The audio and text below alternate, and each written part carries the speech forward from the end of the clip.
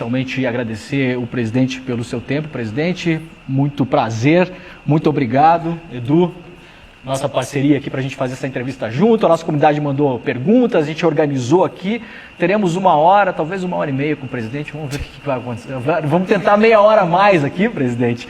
Mas eu queria começar já. A gente fez uma enquete com a nossa audiência para saber o que eles queriam de primeiro assunto. Se era Banco Master, se era uma coisa ou outra. E o primeiro assunto que veio foi eleições. Então eu vou encaminhar a primeira pergunta sobre eleições. Vamos lá. 22, presidente, foi uma campanha em torno da defesa da democracia com uma frente ampla. E depois nós vimos que houve uma tentativa de golpe, inclusive aqui onde estamos, teve uma destruição imensa, né, em toda a esplanada. Esse ano a gente vê a extrema-direita se movimentando, inclusive movendo peças nos estados para tomar conta do Senado. E me parece um golpe continuado, presidente. É assim que o senhor está vendo essa campanha desse ano de novo? A gente vai estar em volta de defender a democracia brasileira mais uma vez? Bom, é o que nós temos lido na imprensa, acompanhado rádio, televisão, nas redes sociais, ou seja, há uma tentativa de consolidar um esquema de ultradireita nesse país que passa por colocar um fim na democracia.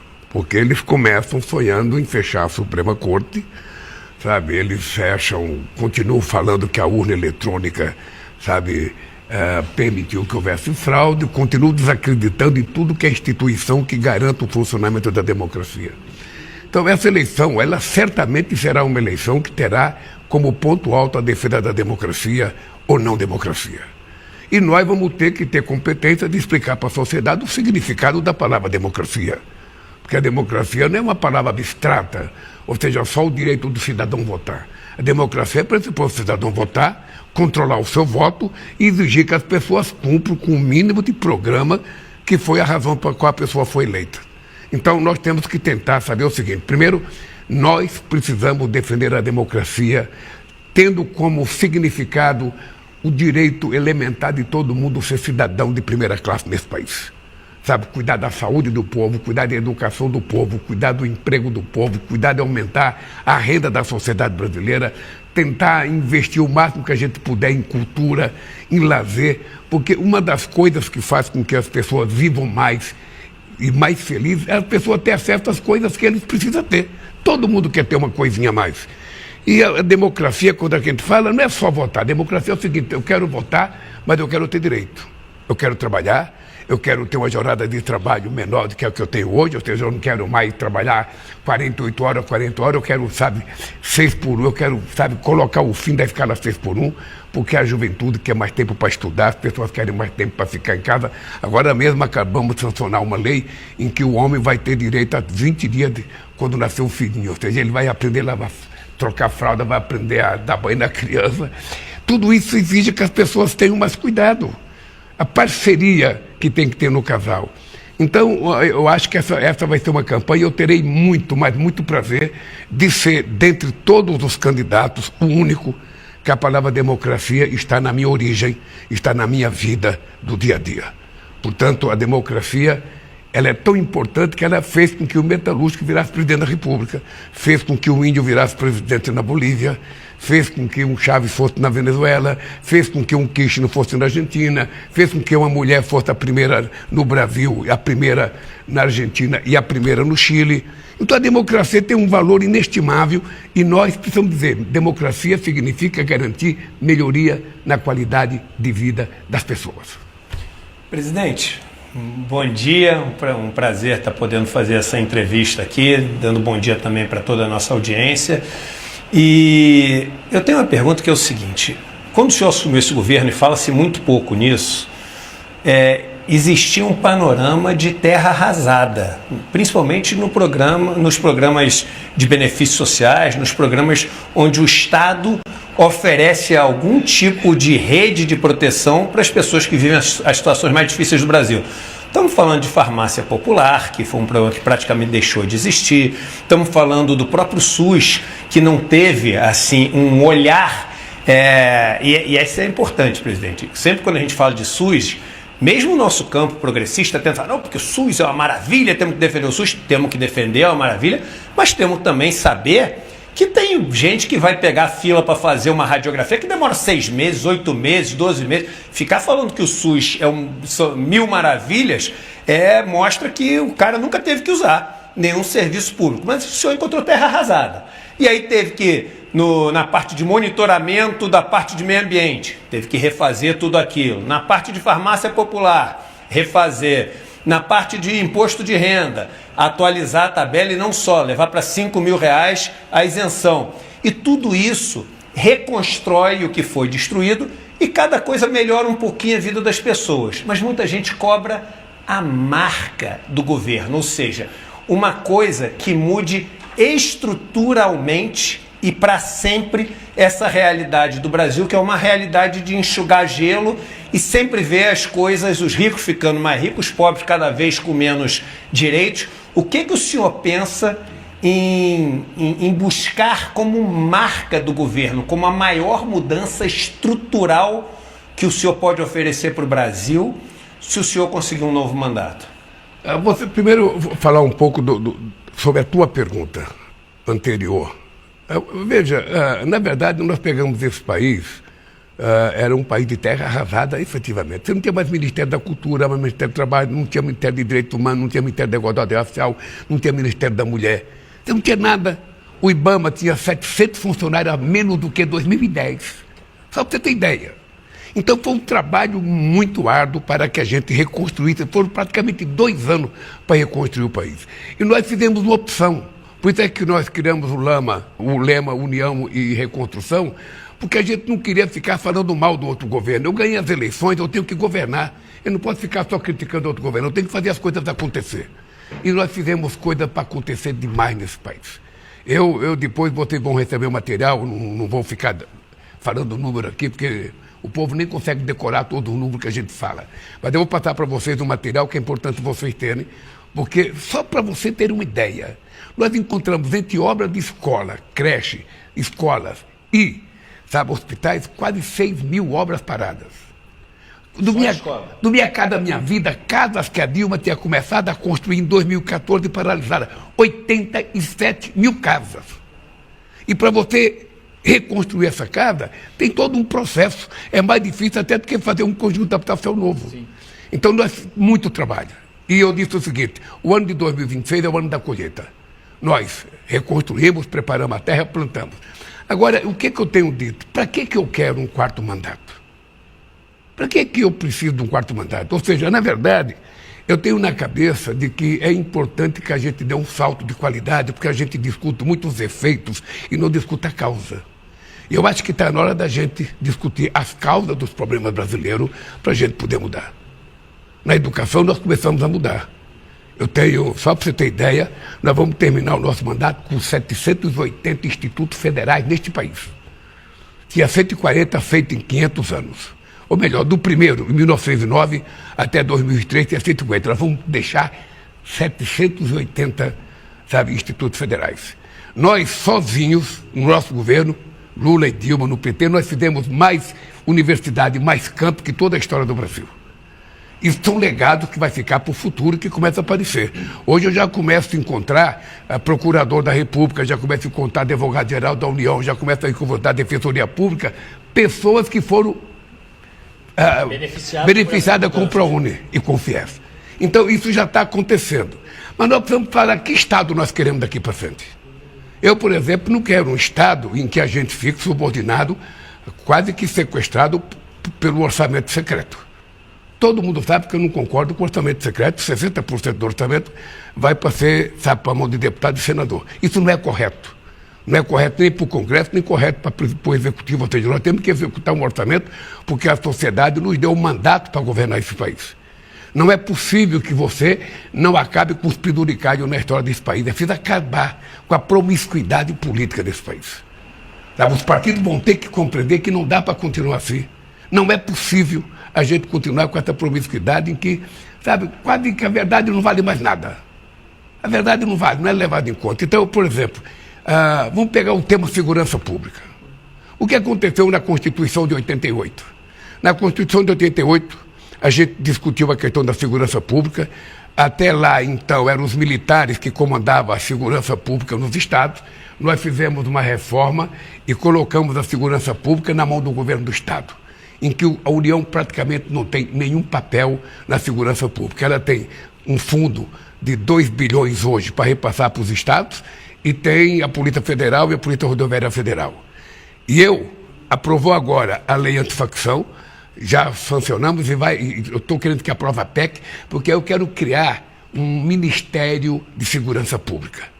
Porque aí nós vamos ter que definir qual é o papel da União. O papel não tem que pedir autorização para o Estado para você poder, sabe, fazer uma intervenção num crime violento, como o caso da Marielle. Se não fosse a Polícia Federal, a gente não tinha apurado aquele caso. Só resolveu com a entrada da Polícia Federal. E tem outros casos, porque tem muitos estados em que as pessoas não chegam ao fim do crime nunca. Por isso é que diminui o número de homicídio. Porque as pessoas não apuram e não resistem. Então, o que nós queremos, na verdade, é fazer uma política de segurança pública muito séria, sabe? Aumentando o número da Polícia Federal, aumentando a inteligência, cuidando das nossas fronteiras, aumentando a Polícia Rodoviária Federal, colocando ela para tomar conta das estradas e criar uma Guarda Nacional. Nós temos que ter uma Guarda Nacional para pronta intervenção, sabe? Em caso de bloqueio, em caso de uma facção tentar tomar uma cidade, um bairro, uma vila qualquer. Então, eu sempre disse, para o governo federal entrar na segurança pública, nós temos que ter uma lei que defina qual é o nosso papel. E a hora que aprovar a PEC, na semana seguinte será anunciada a criação do Ministério da Segurança Pública, sabe? Inclusive com orçamento. Porque não dá para a gente cuidar de segurança também, pedindo esmola, cada 10 milhões para aquilo, 15 milhões para aquilo. Nós temos que ter um orçamento, se for necessário, um orçamento novo, se for necessário um orçamento robusto, para que a gente não fique brincando de fazer segurança. A sociedade está precisando que o governo federal entre em ação. E para entrar em ação, nós precisamos ter a aprovação da nossa PEC, senão a gente não consegue entrar. Porque hoje a segurança é quase toda da responsabilidade dos estados pela própria Constituição. Então é uma coisa nova. Nós temos que rediscutir, por exemplo, a indústria da defesa no Brasil. Não pode um país com 16.800 quilômetros de fronteira seca, com 8.500 quilômetros de fronteira marítima, com 12% da água doce do mundo, com a maior floresta tropical do mundo, com terra rara, com minérios críticos, com tanto petróleo, ser desprovido de segurança. Nós nunca levamos a sério essa questão da segurança.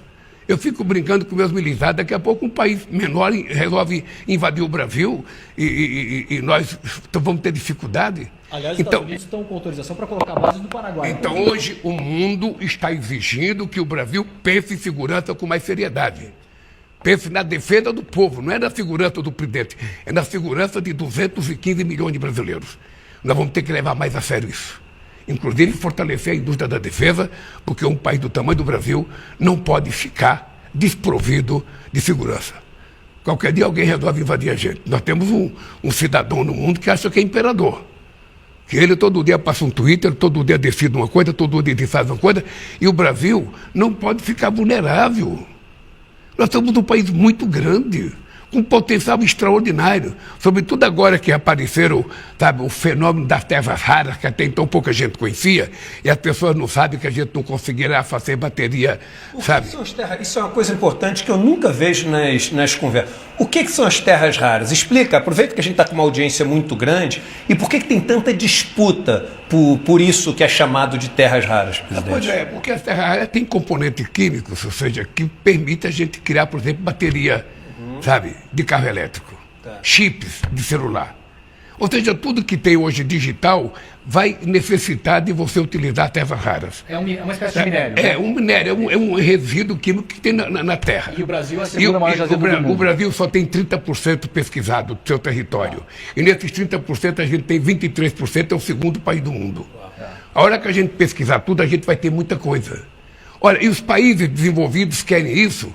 A Europa é mais democrática. Ela fala, não, a gente quer compartilhar com o Brasil, mas a gente quer transformar dentro do Brasil. Sim. Industrializar o Brasil. O Flávio Bolsonaro quer dar para os Estados Unidos o material bruto, é isso que ele declarou na semana passada. Ele quer vender para os Estados Unidos, sabe, uma coisa que é tão importante para o Brasil. É como se eu pegasse o petróleo e falasse, o petróleo não precisa ser meu, o petróleo vai ser dos Estados Unidos. É uma vergonha, inclusive, o que o Caiado fez em Goiás. O Caiado fez um acordo com empresas americanas, fazendo concessão de coisa que ele não pode fazer porque é da União.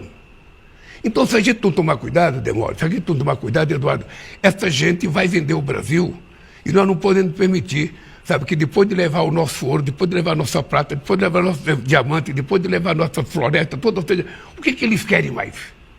O que aqueles brasileiros que têm complexo de vira-lata, que vão para o Brasil, que vão para os Estados Unidos pedir para o Trump, sabe, invadir o Brasil, que vão prometer dar para o Trump aquilo que, sabe, quem tem vergonha não oferece, e nós vamos deixar? Não, nós não vamos deixar. Isso vai fazer parte do processo da luta política.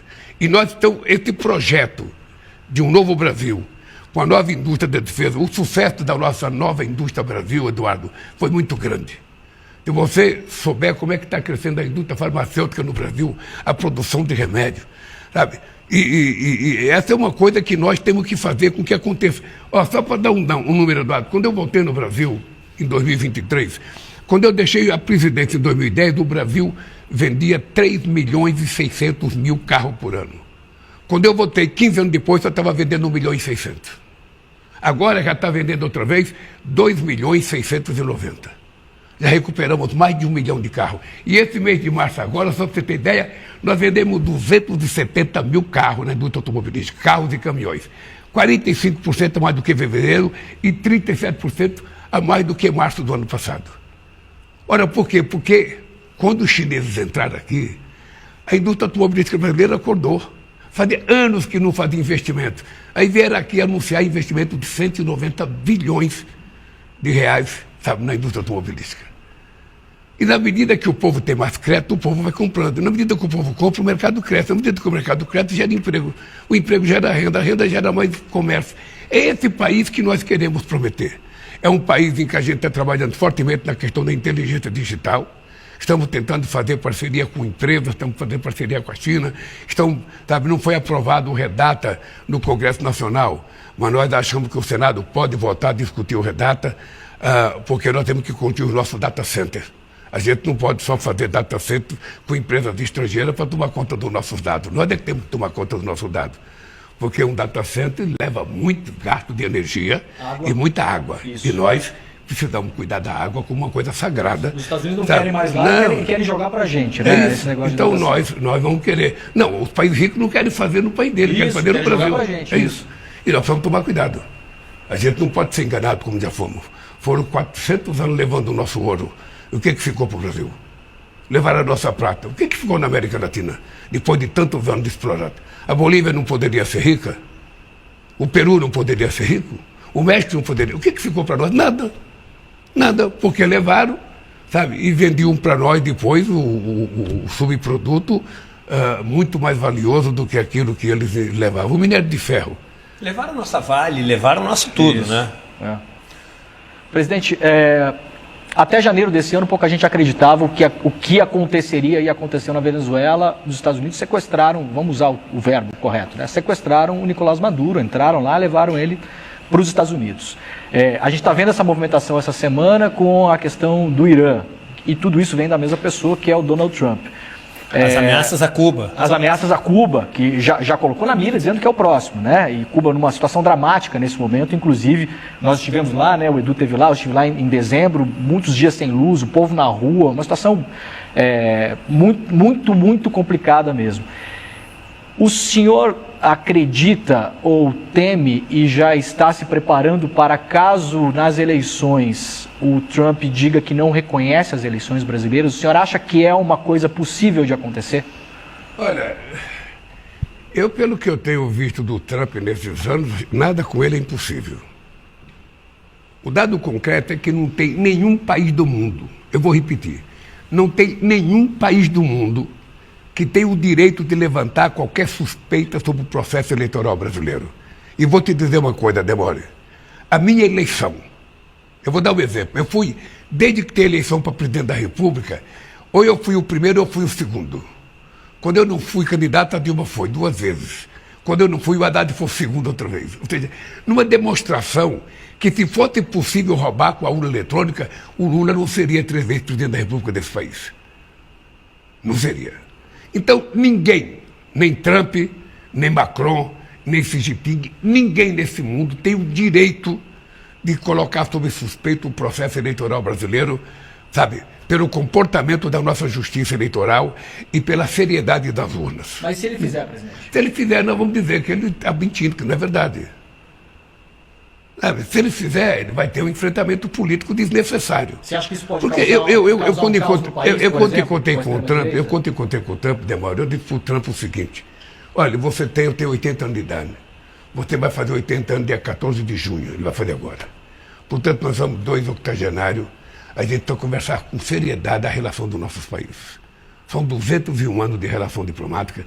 O Brasil não quer briga com os Estados Unidos, o Brasil não quer briga com o Uruguai, o Brasil não quer briga com a Bolívia, o Brasil não quer briga com ninguém. O Brasil quer respeito, porque a gente gosta de respeitar. Então, os Estados Unidos têm direito, nós temos direito. Vocês têm interesse, nós temos interesse. Vamos sentar na mesa de negociações e vamos ver o que é cada um. Por exemplo, crime organizado. Eu falei para o Trump, falei, olha, você quer combater o crime organizado? Nós estamos dispostos a combater o crime organizado. Aliás, tem alguns bandidos brasileiros que estão nos Estados Unidos. Até moram em Miami. Mostrei até a fotografia da casa para ele e mandei um relatório das pessoas que nós queremos pegar que estão lá. O setor do petróleo, né? Se quiser combater, a nossa Polícia Federal está altamente preparada para isso. A nossa Receita Federal está preparada para isso. E nós estamos dispostos a não jogar fora com discussão inócua com os Estados Unidos o futuro desse país. Então, nós vamos jogar fora. Nós queremos aproveitar essa transição energética, essas coisas de minerais críticos de terra rara e fazer a revolução do século XXI que o Brasil precisa fazer. O Brasil já perdeu muitas oportunidades e nós não vamos perder mais. O Eduardo começou dizendo de política de terra arrasada. Eu, quando entrei aqui em 2003, dizia que o país estava quebrado, que a gente não ia consertar o Brasil devia para o FMI, o Brasil não tinha dinheiro para pagar suas dívidas. Nós não só consertamos no Brasil, controlamos a inflação, a economia passou a crescer, pagamos a nossa dívida e emprestamos 15 bilhões para o FMI e juntamos uma reserva de 270 bilhões de dólares, o que era humanamente impossível. Nenhum cientista político acreditava que a gente pudesse juntar 270 bilhões de dólares. E por que nós tomamos a decisão de juntar? Porque a gente sabia que a reserva em dólar para nós era um colchão de proteção desse país. Sabe? E é esse colchão que nós criamos em 2005 que está sustentando o Brasil até hoje. Que a gente não é tão vulnerável como outros países. Então, nós já provamos que é possível governar esse país. Agora, é mais fácil governar esse país para 35% da população. Se você quiser tornar os pobres invisíveis, se você não quiser enxergar os quilombolas, sabe, os indígenas, se você não quiser enxergar os camponeses, você governa para 35 milhões, vai muito bem. Agora eu quero saber é governar para 215 milhões. Eu quero saber você governar enxergando os invisíveis, aquelas pessoas que você não vê, aquela pessoa que você só utiliza ela na época das eleições. E é isso que nós fazemos. Eu tenho muito orgulho de dizer o seguinte: se os pesquisadores quiserem pesquisar, eles vão constatar um dia, pode pegar o Brasil de 1889, da Proclamação da República, até o dia de hoje. E veja quantos presidentes na história desse país tiveram preocupação com inclusão social. Você pode pegar. O Getúlio teve com o salário mínimo em 1936, depois o Getúlio teve com a CLT em 1943. Tá? Me diga outro, a não ser nós. A história está aí para pesquisar a vida dos presidentes aqui, tem a galeria dos presidentes, devia colocar o que cada um fez, sabe, para que o povo não veja só a foto. É o que ele fez. Porque os pobres nunca foram respeitados nesse país. Nunca. Nunca.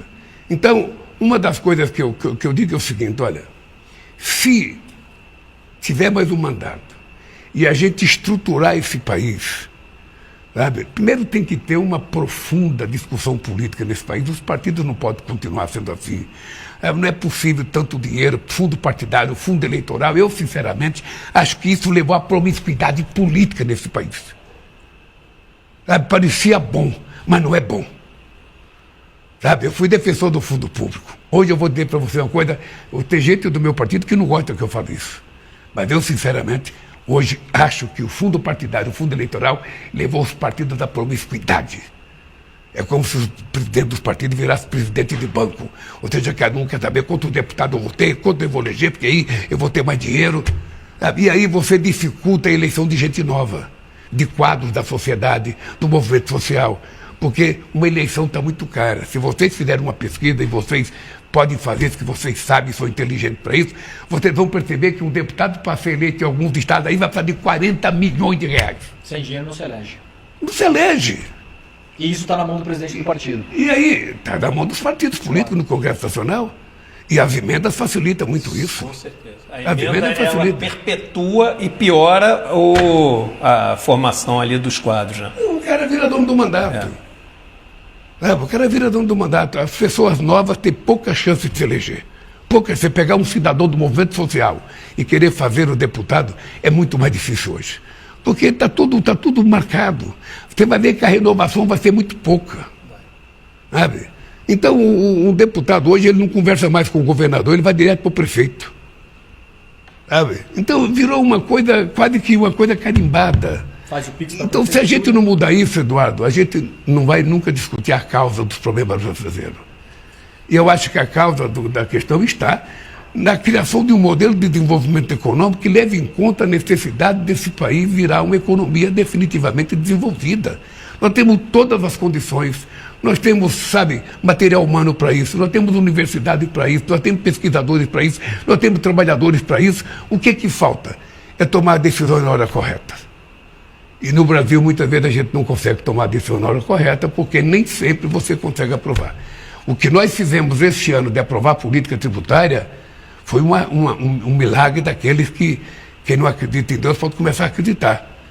E depois de muita conversa com o Congresso Nacional, com o Senado, com a Câmara, muita conversa, houve ajuda de muitos deputados, houve gente, inclusive de direita, que contribuiu para que a gente conseguisse aprovar minimamente essa reforma, aprovar o desconto do imposto de renda até a isenção até R$5.000. Muita gente não acreditava que fosse possível e foi possível. Então agora nós temos que discutir outras coisas mais importantes. Então, eu falo que eu não decidi que vou ser candidato ainda, mas certamente vai ter uma convenção no mês de junho, e eu, para decidir ser candidato, eu vou ter que apresentar um programa. Eu vou ter que apresentar uma coisa nova para esse país.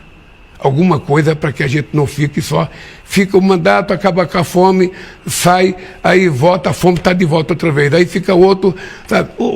Eduardo, eu cheguei no governo, fazia 6 anos que não tinha reajuste da alimentação escolar. 7 anos tem reajuste na Bolsa dos estudantes desse país, dos pesquisadores. Então era um país abandonado, sabe? E você coloca ele em dia, porque aí nós temos que dar mérito à equipe econômica, ao Haddad, que fez um trabalho sério, difícil, mas a gente conseguiu colocar ordem na casa outra vez. E hoje você tem a maior massa salarial desde que se cometer, você tem o maior aumento do salário mínimo, o maior reajuste do salário mínimo para os aposentados, você tem recorde de exportação, você tem a menor inflação acumulada em 4 anos da história desse país. Ou seja, está tudo bem não, está tudo ruim ainda. Porque a situação econômica do país poderia ser melhor. A massa salarial poderia ser maior, a renda poderia ser maior. Acontece que quando nós tivemos o impeachment da Dilma, houve um retrocesso muito grande nesse país. E nós agora precisamos recompor. E para recompor tem que ter muita responsabilidade. O Eduardo começou a entrevista falando o seguinte: você sabe que eu falo tudo, você sabe que eu falo o que eu quero, tudo. Você sabe o que acontece? É que tem um momento na vida que você fala tudo o que você quer. Você pode falar. E tem um momento na vida que você só fala o que você pode fazer, você não fala o que você quer. Tá? Porque se você quer falar, você não faz.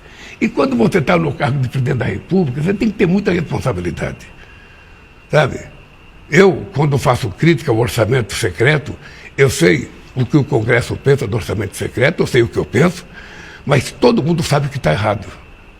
Todo mundo sabe que está errado. O Congresso se apoderar de 60% do orçamento, de 50%. Muitas vezes sem licitação, sem nada, só manda o dinheiro para a prefeitura. Não, até está sendo corrigido, o Flávio Dino está tomando medidas corretas, está corrigindo. Né, presidente? Até ontem o cara mandava construir ginásio de esporte numa cidade que já tinha ginásio de esporte. O que não é correto é o seguinte: o presidente da República é eleito para dirigir o país sabe, e fazer as coisas acontecer. E o orçamento tem que estar na mão do Poder Executivo. Claro. Qualquer um deputado que for presidente da República, qualquer senador que for presidente da República, quando ele chegar aqui, ele vai falar: sequestraram o meu orçamento. E aí, às vezes, você não tem 10 milhões para uma coisa e você tem que ter 2, 3, 6, 4, 5, 6, 7 bilhões para emenda. Não é correto. É difícil mudar, porque para mudar isso você tem que mudar a correlação de força dentro do Congresso Nacional. Só para pegar o gancho que o presidente deu um gancho aqui, definição sobre candidatura só em junho, então, presidente? Não consideramos Lula pré-candidato nesse momento. Haverá uma definição futura ainda. Deixa eu te falar uma coisa. Todo mundo sabe que dificilmente eu deixarei de ser candidato. Sabe? Porque vai ter uma convenção em junho e nós vamos tentar... O senhor quer? Sabe? Eu quero, não. Eu vou pleitear ao PT a necessidade da gente reconstruir uma aliança política forte para que a gente não permita que os fascistas voltem a governar esse país. Sabe? Esse é o papel que eu tenho para jogar agora. Perfeito. Sabe? E tenho o quê? Qual é a vantagem que eu tenho? Eu tenho um acúmulo de experiência que ninguém tem nesse país. Não tem nenhum político que tenha a experiência que eu tenho nesse país. Sabe, eu digo sempre, essa é a vantagem de ser longevo, é que você adquire experiência. Então, eu tenho muita experiência e de viver muitas coisas difíceis. Eu vivi a crise de 2008. Não foi uma crise de fato quando teve o subprime nos Estados Unidos. E eu disse aqui no Brasil vai ter uma marolinha. Vai ser o último país a receber a crise e vai ser o primeiro a sair. E aconteceu isso. E terminou o mandato com a economia crescendo de 7,5%. Hoje eu estou com uma preocupação, que você deve saber, Eduardo. Eu estou com preocupação com o endividamento do povo brasileiro. Sabe? Uma das razões do endividamento é que o povo ganha pouco. Então, quando ele ganha pouco, ele fica com dívida mais rápido. Mas a outra que a gente tem é a necessidade do povo ter acesso às coisas que são oferecidas. Sabe? Mas nesse sentido do povo brasileiro estar endividado, eu vou aproveitar e lhe fazer uma pergunta 100% direta. E pode me dar sugestão também. E sugestão, já vem com uma sugestão, que a sugestão é a seguinte: por que a gente não proíbe as bets? E eu lhe explico. As bets, a gente está vendo agora, e isso, investigações da Polícia Federal, nesses ataques que tiveram ao Banco Central de vários sites, etc. Esses sites todos financiados pelas bets. A gente vê parlamentares, ministros do Supremo, pessoas do Judiciário viajando em jatinhos de bets, etc. No mundo inteiro, eles são grandes financiadores da extrema-direita. Boa parte da população brasileira está, hoje em dia, devendo por causa das bets, estamos falando de 20%, 30%, e um problema maior, as mulheres que não eram envolvidas com a questão das bets, passaram mais de 40% dos apostadores hoje, são mulheres, que recebem os benefícios sociais. Não é nem um cassino, porque se fosse um cassino, você ainda podia falar, tem um garçom trabalhando, construir o prédio, é digital, é ficar apertando o botão. Eu desafio uma pessoa a falar uma coisa de boa, uma só coisa de boa que as bets traem. Por que trazem para o país? Por que a gente não proíbe de uma vez por todas as bets? Obrigado pela sugestão, obrigado pela pergunta, porque faz acho que 15 dias que eu tenho discutido esse negócio das bets. Sabe? Eu tenho discutido exatamente isso. Se as bets causam mal, que a gente acha que causa, por que a gente não acaba com as bets? Ou você regula para que não tenha tantas bets no Brasil, que você possa ter algumas, se é que tem alguma serventia. O futebol não pode prescindir das bets, mas o futebol viveu um século e meio sem as bets. Sabe? Então, nós estamos tentando discutir isso, querido. Estamos tentando discutir porque, inclusive esse país religioso como é, ou seja, eu passei toda a minha vida ouvindo dizer que não era possível ter jogo de azar, não era possível ter cassino, o jogo do bicho era contravenção, não sei das contas e tal. Hoje, o cassino está dentro da sua casa, com o seu filho de 10 anos, com o seu neto de 11 anos, com a sua neta, com sua filha, utilizando o celular do pai, que é contra o jogo de azar, gastando dinheiro desnecessário, enricando as bets. É isso que está acontecendo. Então... E vai quase tudo para fora do Brasil. Hein? E vai quase tudo para fora do Brasil. E nós estamos discutindo muito a sério isso. Eu quero dizer para você, alto e bom som, olhando para a Câmara ali. O Stuka colocou ali, Câmara Principal. Então, estou aqui vendo a Câmara Principal. Eu quero dizer o seguinte, se depender de mim, presta atenção, se depender de mim, a gente fecha as bets. Se depender de mim. Obviamente que depende do Congresso Nacional, depende de uma discussão. Ontem eu fiz uma reunião muito longa aqui. Sócio de Bet, presidente, eles não eu vão sei, votar. eu sei. A gente está olhando para o Congresso daqui dessa Eu sala, sei presidente. eu sei que eles financiam, eu sei quem tem. Voam em jatinho Eu só de não posso, eu poderia até citar nomes, eu não posso citar nomes, porque claro, eu não sou juiz e não sou policial, eu não posso citar nome. Mas todo mundo sabe quem são os deputados que estão envolvidos nisso, quem são os partidos que estão envolvidos nisso, quem são os senadores, todo mundo sabe. Então é o seguinte, não é possível a gente continuar com essa jogatina desenfreada nesse país. Não é possível. E isso leva a sociedade a cometer desvio, ou seja, porque todo mundo, Eduardo, todo mundo quer ganhar um dinheirinho a mais. Porque também quando a pessoa está viciada no jogo, não é... Só temos que tratar isso como uma questão de saúde. Saúde total. Saúde. Eu conheço pessoas que perderam carro, conheço pessoas que perderam casa. Então, pessoas que se matam. Isso. Então, veja, nós temos que ter coragem de dizer. Nós agora aprovamos a questão digital, a ECA digital, que é possivelmente a regulamentação mais séria em qualquer país do mundo para tentar controlar a influência digital na cabeça de adolescentes, sobretudo, com muita gente sendo vítima, de ofensa, de bullying, de mutilações, É duro fazer? Vai ter gente que vai ter contra, mas quem não quiser, arrumar confusão, não entra na política. Porque sempre vai ter alguém contra e alguém a favor. E nós temos que ter coragem de dizer o que nós queremos. É possível melhorar o país, mas daí também melhorar a nossa qualidade. Quando eu digo a nossa qualidade, eu estou dizendo todo mundo. É preciso melhorar a qualidade da classe política desse país. Porque tem muita coisa podre nesse país. O crime organizado está em tudo quanto é lugar. O crime organizado está na política, está no futebol, está no judiciário, está na religião, está em tudo quanto é lugar. Então, ou nós fazemos um pacto para que a gente consiga resolver esse assunto, ou nós vamos continuar sendo um país... Quase deu certo. E eu tenho muito orgulho. De, nos meus 2 mandatos, nos 3 mandatos, o país deu certo. O país cresceu, se desenvolveu, gerou emprego, Como agora, o menor desemprego da história desse país desde que a gente mede. É suficiente, não é? Eu sei que tem muita coisa para fazer. A dívida do Estado brasileiro com o povo brasileiro é de tal magnitude que a gente pode fazer muita coisa durante muitos anos que a gente ainda vai estar devendo alguma coisa para o povo brasileiro. Porque são séculos de abandono. Séculos. Você já se perguntou por que o Brasil foi o último país da América do Sul a ter uma universidade federal? Eu conto sempre o seguinte,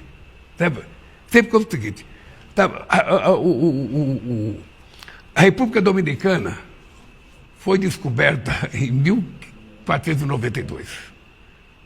Em 1532 já tinha a sua primeira universidade, em Santo Domingo.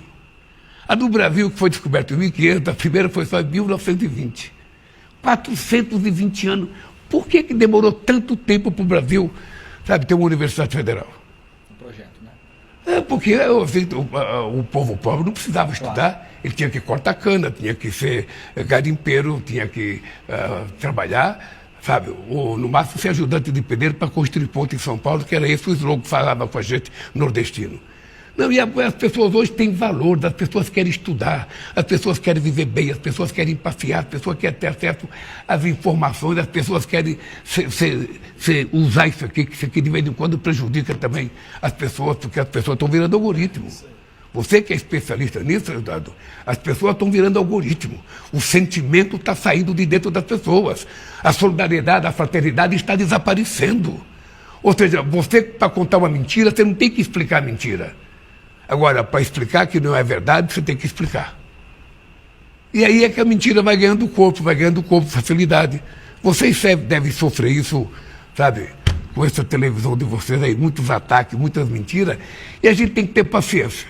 Eu aprendi uma coisa, Eduardo, que é o seguinte: eu não tomo decisão com 39 graus de febre. Não existe nada que me obrigue a tomar decisão agora. Eu tenho que pensar. Eu sempre converso com uma pessoa, com outra pessoa, pergunto para um, pergunto para outro, porque eu sou daquela parte da humanidade que não sabe tudo. Às vezes eu não sei quase nada. E pelo fato de eu não saber quase nada, eu gosto muito de perguntar. Eu gosto muito de ouvir opiniões. E tudo que eu faço, você pode ter certeza, que tem várias opiniões ajudando que eu tome a posição mais correta. É assim que eu aprendi a fazer política, é assim que eu faço política, e é por isso que meus mandatos vão dando certo. Eu vejo editoriais criticando o governo, porque o governo não tem proposta, porque o governo não tem... Ou seja, é o seguinte, quem é que já teve mais proposta do que nós nesse país? Então eu tenho orgulho. Quem é que mais demarcou terra indígena? Foi o Lula. Quem é que mais demarcou terra quilombola? Foi o Lula. Quem é que mais fez reservas, sabe, de área de reserva? Foi no governo do PT. Quem é que mais diminuiu as queimadas, o desmatamento? Fomos nós. Ou seja, isso é a base para a gente dar um salto de qualidade e reconstruir o Brasil.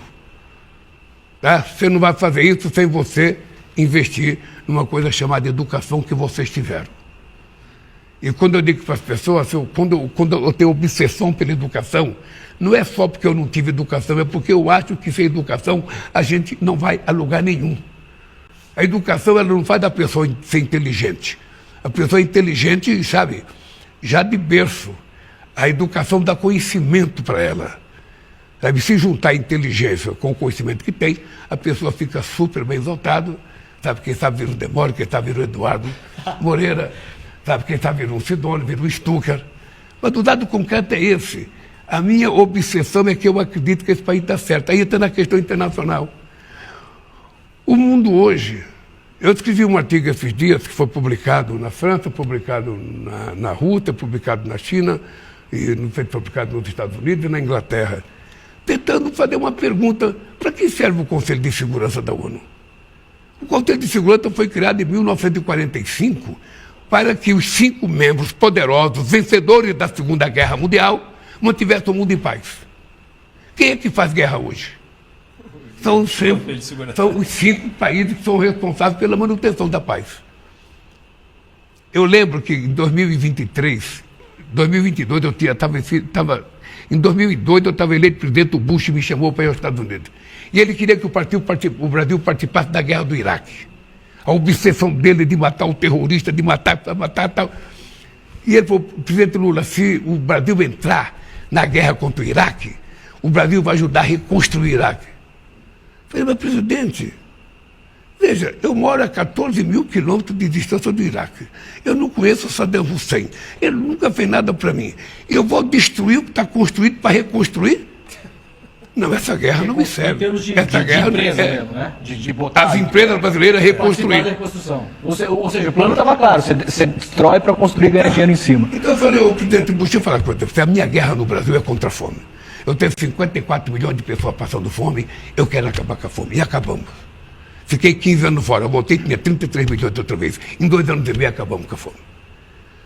Então, essa é uma coisa importante que, se você não fizer, Eduardo, você não dá o passo seguinte. Sabe, seria muito fácil se a gente não quisesse enxergar as pessoas pobres. Seria muito fácil se você desse. Você conhece, você já visitou acampamento, já visitou. É muito fácil não querer enxergar aquelas pessoas, estão longe, têm dificuldade de fazer manifestação, os pobres não vêm aqui em Brasília fazer passeata. Ou seja, mas é você que tem que ir lá, porque se você não pensar com o coração, você não cuida dessas pessoas. Não cuida, não vem ninguém aqui no gabinete pedir para você cuidar dos pobres. As pessoas vêm pedir dinheiro para os ricos. Liberar dinheiro não sei para quem, liberar dinheiro não sei para quem, sabe? Contra aumento de imposto. As pessoas não discutem o que a gente faz com o imposto que a gente arrecada. São quase 400 bilhões de reais em política de inclusão social. Então, eu tenho muito orgulho do que nós estamos fazendo, e isso vai aparecer na campanha. Vai aparecer na campanha. Eu quero que o povo saiba, depois o povo decide. O povo é soberano. A única coisa que eu posso dizer é o seguinte: no meu mandato, quem ganhar as eleições toma posse. O senhor passa a faixa, inclusive, né? E eu, pode ser o meu maior inimigo. Se ele for eleito democraticamente, eu estaria aqui para colocar a faixa nele. Sabe? É isso. Porque se nós não fizermos esse comportamento civilizado, a gente não leva as pessoas a ser civilizadas. O mundo está muito nervoso, está muito irritado, as pessoas estão muito, sabe, intolerantes. Alguma vez eu vi uma notícia, um cara xingou o Chico Buarque num restaurante. Eu falei: puta, que país que a gente tá. Um cara que tem coragem de xingar o Chico Buarque num restaurante, esse cara deve ser um Hitler, sabe? Porque um ser humano normal jamais faria isso, até pelo... Vamos supor que ele não gostasse do Chico. Mas se você não respeitar a figura do Chico, se você não respeitar o gênio que ele é, e você pode ofender ele, ofender o Gilberto Gil, ofender o Caetano Veloso, ofender as pessoas mais importantes que nós temos. Ô cara, eu fui no enterro do Pelé. Não tinha um jogador famoso no enterro do Pelé. Olha só. Tinha um jogador famoso. Não tinha um da seleção brasileira. Por que você acha isso, Clemente? É? Por quê?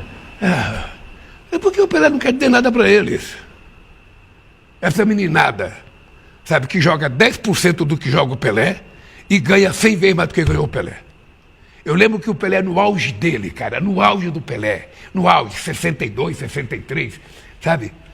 Quando até eu, corintiano, ia ver o Santos jogar para ver o Pelé jogar. É verdade, eu ia ver o Pelé ganhar do Corinthians, porque eu queria ver o time do Santos jogar. Puta, esse cara tinha... Sabe qual era o patrimônio dele, Eduardo? Um depósito de material de construção em Santos. E ele tinha como sócio o tal de Pepe Gordo, que roubou ele. O maior jogador que o planeta já conheceu. Um moleque desse, sabe, com 20 anos de idade, com 18 anos, já ganha mais do que o Pelé ganhou. E aí, se você não cuidar da formação da cabeça dessa pessoa, você pode formar um bom jogador, mas você não forma um bom cidadão. Um cara que reconhece o valor de uma nação, de uma pátria. Sabe, o cara que conhece o valor da sua bandeira. Então, essas coisas é que eu fico pensando, quando é que a gente vai fazer com que esse mundo volte a ser um mundo minimamente civilizado? Quando o senhor fala de cuidar, ontem aconteceu uma coisa, eu fiquei muito chocado com o que aconteceu e, para mim, eu vi aquilo como uma alegoria do que o mundo está se tornando. Estava vindo aqui para Brasília, né? A nossa entrevista aqui cedo, então eu tive que vir ontem à noite. E aí a companhia aérea chamou todas as pessoas que iam embarcar no avião para as diversas filas, tem diversos grupos. E o primeiro grupo sempre é o prioridades por lei. São mulheres grávidas, são pessoas muito idosas, algumas pessoas com deficiência. E tinham todas essas, era uma fila bem grande de pessoas que eram prioridades por lei. E tinha a fila dos clientes black, que não são os clientes negros, porque esses vão na última fila normalmente, mas pelo menos andam de avião hoje em dia, porque não andavam antes. É o cliente cartão black, que são os ricos, os clientes que pagam a tarifa mais cara. Pela primeira vez na vida, eu vi a empresa chamando os clientes black antes dos clientes prioridades por lei. Aí eu parei para pensar e até falei, poxa, moça, isso está errado. Está escrito prioridade por lei. Que prioridade é essa que vem em segundo lugar? Se vem em segundo lugar, não é prioridade. E, principalmente, onde é que está a preocupação com as pessoas? É um senhor de 80 anos, de 90 anos, é uma mulher grávida, outra com um filho no colo. E aí eu falei, esse é um mundo onde o dinheiro vem antes da lei. E a gente está vivendo um momento no Brasil onde essa questão da corrupção veio muito à tona por causa dessa questão do Banco Master, que é um escândalo. Presidente, imagina gastar 900 milhões de reais em festas e viagens num golpe, com várias figuras famosas envolvidas. E aí a gente fala o seguinte, caramba, a corrupção está aparecendo. E o senhor deve viver esse paradoxo, que é o seguinte, corrupção, quanto mais você investiga, mais ela aparece. Então, por incrível que pareça, os governos que mais investigam a corrupção pagam o preço de aparecer muita corrupção no governo. Fácil é fazer que nem o Bolsonaro fez, que é o seguinte, não investiga nada, não vai aparecer nada. E pelo contrário, não é que só não aparece, vai crescendo. Esquema do INSS, o Roberto Campos Neto lá aprovando as coisas todas do Banco Master, etc. A Polícia Federal começa a investigar, começa a aparecer. Mas aí eu lembro da fila de ontem, está aparecendo um monte de gente, está aparecendo um monte de contrato milionário, está aparecendo um monte de golpe e roubalheira, mas o dinheiro vem antes da lei. Quando é que a gente vai começar a ver no Brasil essas pessoas serem punidas e as pessoas voltarem a acreditar que a lei vem antes do dinheiro?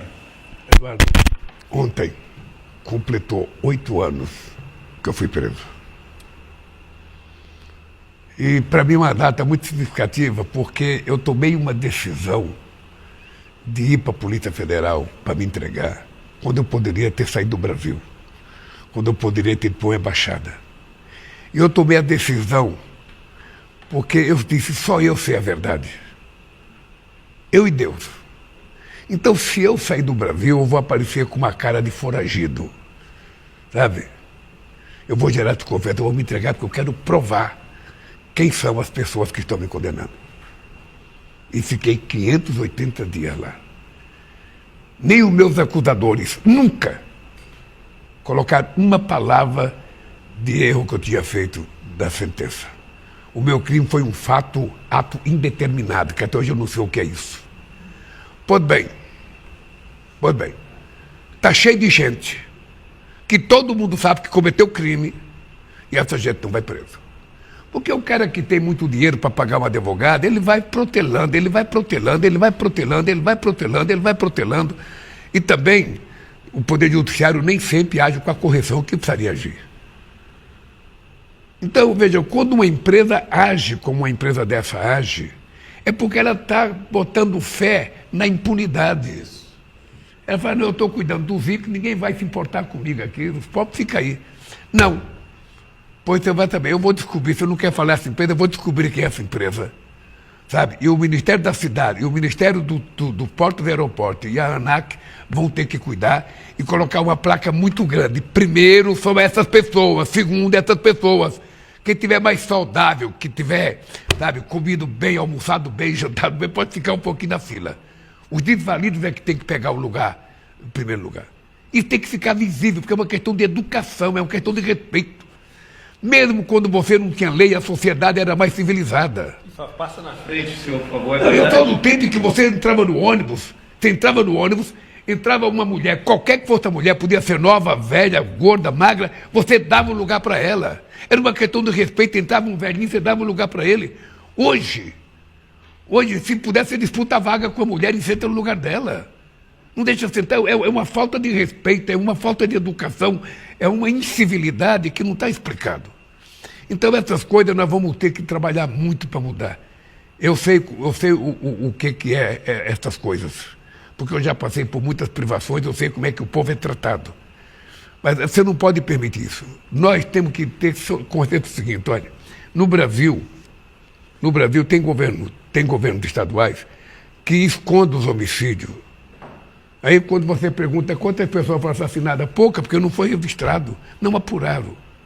No nosso governo, o meu diretor-geral da Polícia Federal e meu ministro, tanto o Flávio Dino quanto o Lewandowski, agora o meu amigo Hélio, sabe o seguinte, olha, é o seguinte, não tem limite para apurar corrupção.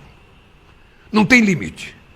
Seja quem for, envolva gente do governo ou não, tem que apurar. Porque a sociedade tem que saber quem é o sacana que está tentando ganhar dinheiro às custas, sabe, do povo brasileiro. Vamos pegar o caso do Banco Master. Ou seja, esse dia perguntei para uma pessoa importante desse país aqui, por que vocês nunca publicam o nome do Roberto Campos? Isso. Ou seja, o Ilan, que era o ex-presidente do Banco Central, recusou reconhecer o Banco Master. Isso. 2 anos depois... 2 anos não. Isso foi em fevereiro. Uhum. Em setembro, sabe, o senhor Roberto Campos legalizou o Banco Master. E todas as falcatruas que vêm na árvore genealógica do Banco Master tem quem? O governo Bolsonaro, o Guedes e os ministros deles. A imprensa dá toda atenção para isso, né, presidente? É só você mostrar, que você vai perceber que há uma tentativa de esconder o verdadeiro... Sabe, qual é a serpente que pôs o ovo? É o senhor Roberto Campos. Eu quero trazer do seu lado humano um pouco. O que o senhor, quando vê um escândalo do tamanho desse Banco Master, com tanta gente envolvida, com milhões de brasileiros aposentados, etc., perdendo todo o seu dinheiro de Estado colocando, o que o senhor sente hoje, depois de já ter visto um monte de corrupção? Isso normalizou para o senhor? Pô, que saco, mas faz parte, não sei o quê. Ou isso, quando se houver um escândalo como esse do Banco Master, isso tira o teu sono, te deixa indignado? Como é que o senhor se sente? Eu fico indignado. Você pode conversar com o meu pessoal da Fazenda, você pode conversar com o Galípolo, eu fico indignado. Porque, veja, a boca pequena, se você descer e andar ali naquela prata, você vai encontrar gente que sabe. Qual é o deputado que está envolvido nisso? Qual é o deputado, o senador que está envolvido nisso? Qual é a autoridade judiciária que está envolvido nisso? Você sabe. Mas parece que a coisa, não anda. No caso do meu processo, o meu processo andou como se fosse um avião caça. Porque era preciso colocar o Lula na cadeia para ele não disputar as eleições. Mas não é mais assim agora. Então nós precisamos também, nós precisamos ter uma discussão profunda sobre o papel do Poder Judiciário nesse país.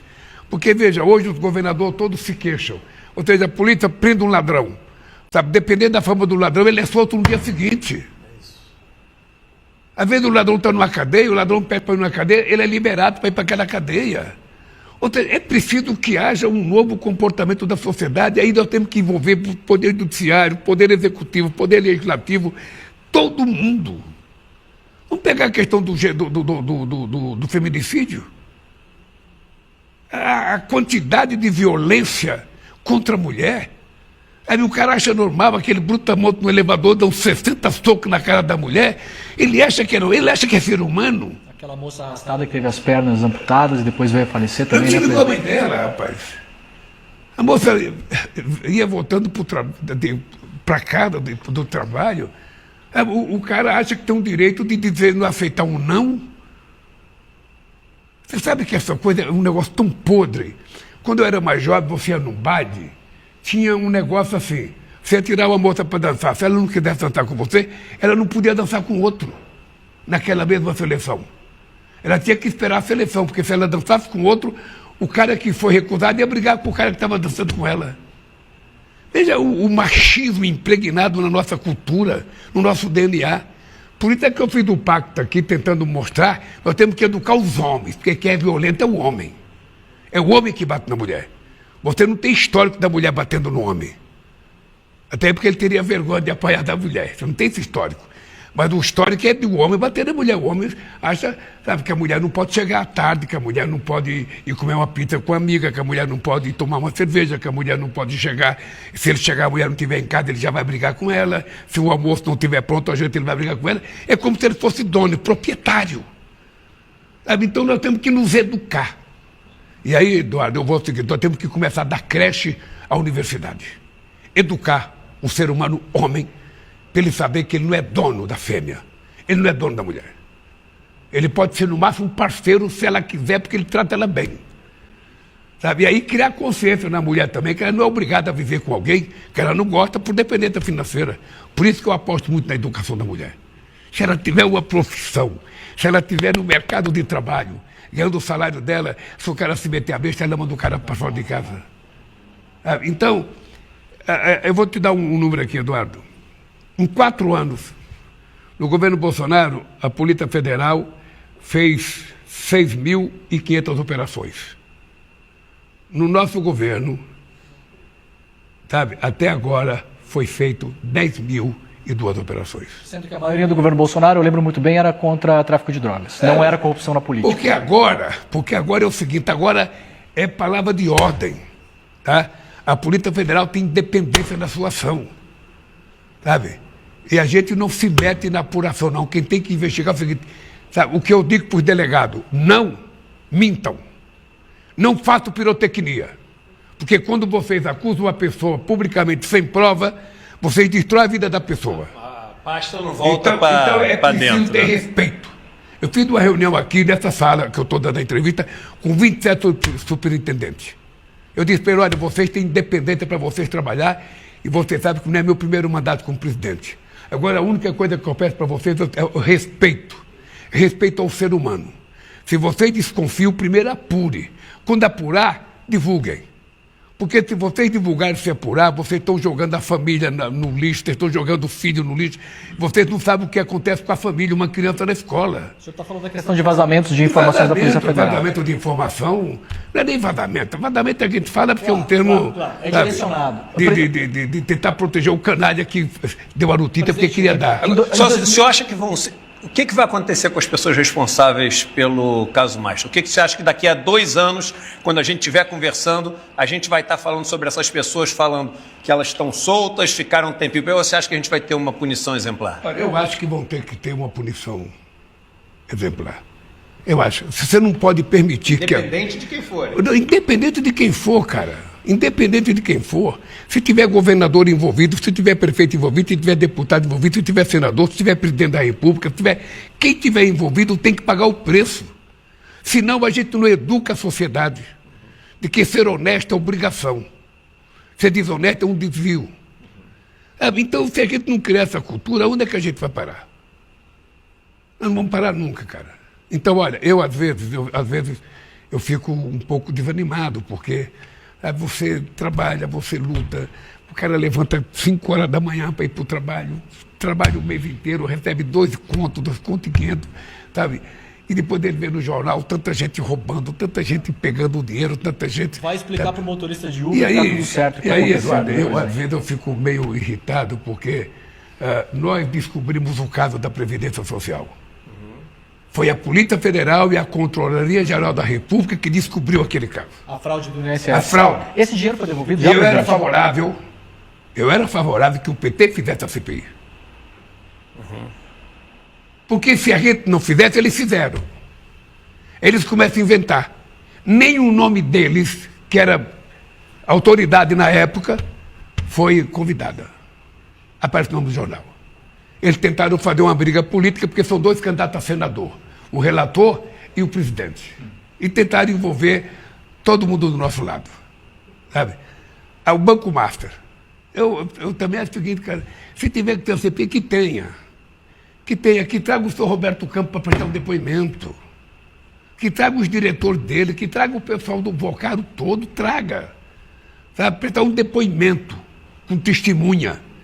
Ele jurando não mentir, porque a delação...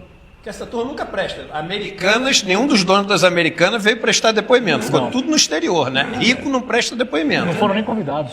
Hein? Não foram nem convidados para a CPI. Pois eu fazia questão de prestar depoimento, eu não me recusei a prestar um depoimento.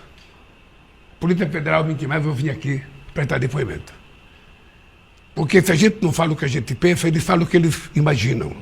E muitas vezes eles fazem relatórios mentirosos. Então tem gente que fala, o Vocaro não pode fazer delação. O do Vocaro pode fazer uma delação, a delação é sempre delicada. Porque ela tem que ter, sabe, mais gente acompanhando a delação. Porque pode ser uma delação comprada. Delação combinada. Uma delação... Eu não esqueço nunca um depoimento do Léo, da UAF, Léo Pinheiro. no meu caso. O Léo que era um grande parceiro, viu?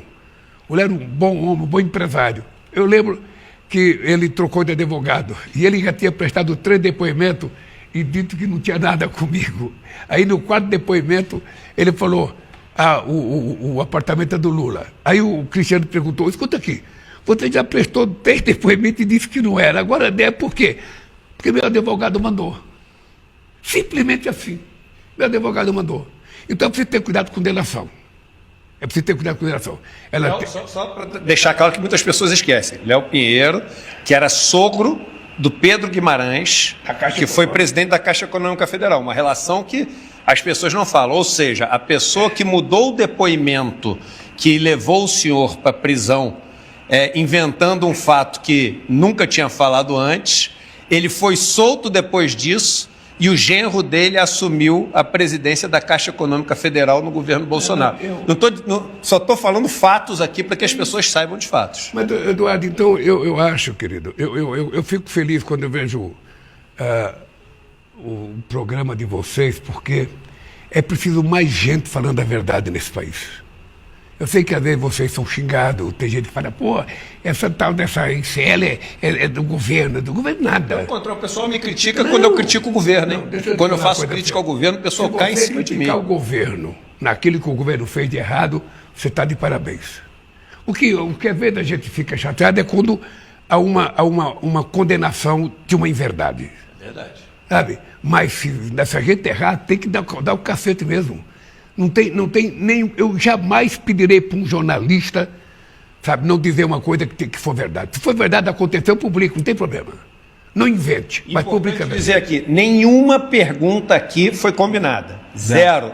E eu estou falando isso porque em várias entrevistas que eu fiz com autoridades até hoje, Pedem pra mandar eles antes, só né? aceitam fazer a entrevista se mandar antes as perguntas. Nenhuma pergunta que a gente está fazendo para o senhor aqui foi combinada antes. Eu tenho dito para todo mundo que eu dou entrevista aqui, todo mundo fica, olha, a entrevista é sua, você não tem censura, não tem pergunta difícil. Você pergunta, se eu tiver competente eu respondo, se eu não tiver eu não respondo.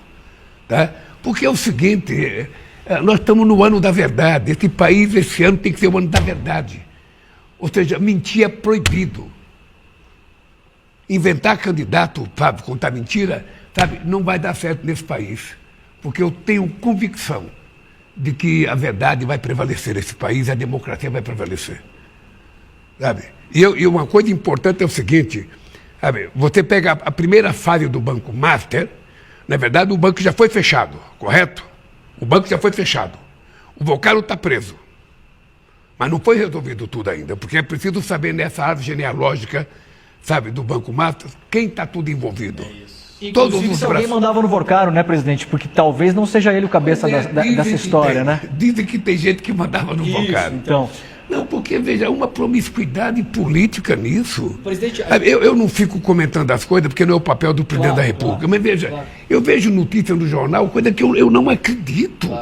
Coisa que eu não acredito. Sabe, a cara trazendo mulher da Suíça, da Suécia, nego fazendo orgia, sabe, nego pegando avião e, sabe, é um escárnio tão grande, é tão grande, sabe, que isso não prejudica apenas as pessoas que participaram disso, prejudica a sociedade brasileira como um todo. A credibilidade no país como um todo, é isso mesmo. Então, Presidente, e é difícil. E todo mundo sabe quem. Se você chegar numa rodinha, no bar de noite e for jantar, e você sentar perto de qualquer pessoa de terno e gravata, ele vai saber, não, fulano de tal estava envolvido, fulano de tal estava envolvido. Exato. Os nomes estão aí, né? Presidente, a gente está sentado aqui numa sala e, olhando pela janela, a gente vê o prédio, né, do Supremo Tribunal Federal. Como o senhor vê, como o senhor falou, o envolvimento das pessoas no caso Master, cada uma tem um envolvimento específico, né? A gente sempre fala que o fulano lá não é igual ao ministro, quer dizer, cada um tem o seu papel nessa história. E a Polícia Federal vai ter que individualizar, caso haja, os crimes de cada um. Em termos de institucionais, mesmo que não haja nenhuma relação criminosa entre o Banco Master, Vocaro e até ministros do Supremo, como o senhor vê essa relação de voos em jatinho, de parcerias de escritórios de advocacia com os ministros? O senhor acha que isso prejudica a imagem de um Supremo que saiu muito fortalecido na defesa da democracia na questão do golpe de Estado, por exemplo? Prejudica a imagem, prejudica. Olha, obviamente que o companheiro Alexandre de Moraes sabe que prejudica a imagem. Veja, porque é muito simples, você pode ter uma coisa que é legal, mas nas circunstâncias que acontecem aos olhos do povo, o povo trata como se fosse uma coisa imoral. E num ano político em que as pessoas vão tratar de dar muito destaque para isso. Veja, eu disse com o companheiro Alexandre de Moraes, eu vou dizer para vocês exatamente o que eu disse para ele. Tá? É o seguinte, você construiu uma biografia histórica desse país com o julgamento do 8 de janeiro. Tá? Não permita que esse caso do Vocaro jogue fora a tua biografia. Sabe? Primeiro porque você não estava advogando no seu escritório há quase 15 anos. Porque você foi secretário da Justiça, você foi ministro do Temer, você estava fora. Sabe? Mas a sua mulher estava advogando, diga textualmente, a minha mulher estava advogando, minha mulher não tem que pedir licença para mim, ela faz a coisa. Eu só prometo que aqui na Suprema Corte, caso da minha mulher, sabe, eu me sentirei impedido de votar, qualquer coisa. Alguma coisa que passe para a sociedade, uma firmeza, sabe, que ele tem. Que ele tem. Agora, eu também sempre tento separar o caso da Suprema Corte do Vocaro. Primeiro, nós temos que pegar a bandidagem do Vocaro. Sabe? Já ele está preso. Mas ainda tem um monte de coisa a ser descoberta. O dinheiro, sabe, dos estados no BRB, sabe, envolvimento do BRB nisso, 12 bilhões que ninguém sabe de onde veio, que não presta conta, sabe? Hoje em dia é tudo bilhão, né? É, tudo bilhão. Para um lado e bilhão para o outro. Né? Antigamente era tostão, agora é bilhão. Então, bilhão e jatinho. isso não foi esclarecido. E é importante dizer quem é que estava envolvido nisso. Quem é que estava envolvido nisso? Depois que resolver esse caso, aí vai discutir a questão da Suprema Corte. Sabe, eu já conversei com muitos ministros a respeito disso, ou seja, é preciso uma explicação convincente para a sociedade. Essas coisas a gente não joga em cima do tapete achando que o povo vai esquecer. Isso vai ser utilizado. Se não tiver explicação convincente, tem que ter punição. Isso vai ser utilizado na campanha.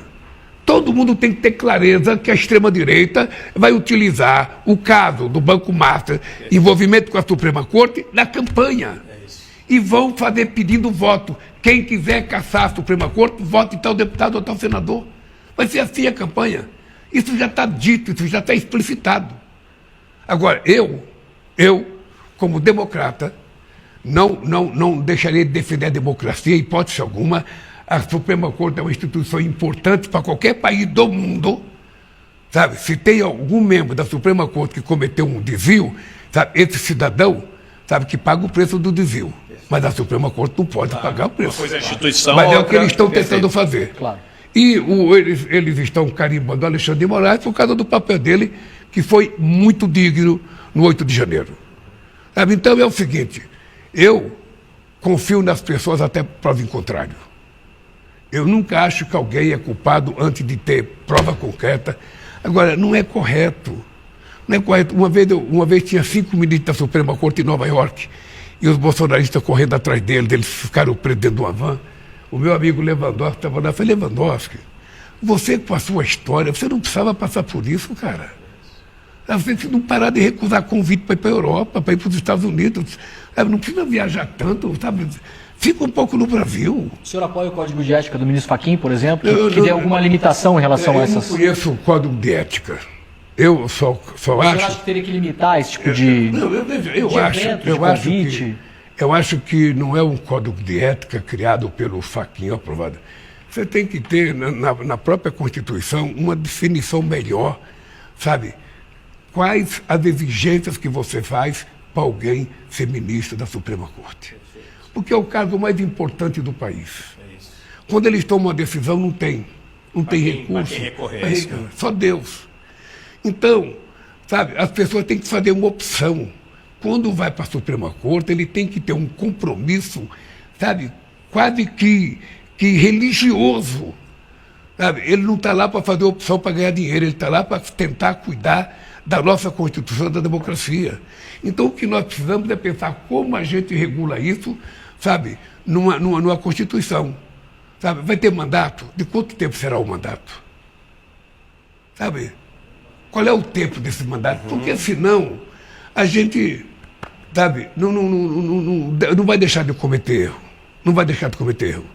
Quer dizer, eu indico as pessoas, as pessoas passam por um crivo, sabe, no Senado, sabe, mas depois que a pessoa é indicada, a pessoa é dona da vida dele, a dona do mandato dele. Você não pode impedir que a mulher de alguém seja advogada, que o pai de alguém seja advogado, sabe? Você pode criar critério para que o advogado dele não possa ter processo na Suprema Corte. Mas eu não conheço também. Então, nessas coisas, é importante juntar os especialistas nesse país, os advogados, as horas das horas, e criar um critério. Criar um critério. Se o cara quiser ficar milionário, não pode ser ministro da Suprema Corte. Não usando a influência de ministro, é óbvio. Tem que ser uma opção. Concordo. Tem que ser uma opção. Né? Eu posso te garantir uma coisa. Eu posso te garantir uma coisa para você. Eu sou presidente, vou completar 12 anos da presidência, com 3 mandatos. Fui deputado federal. Eu posso te dizer o quê?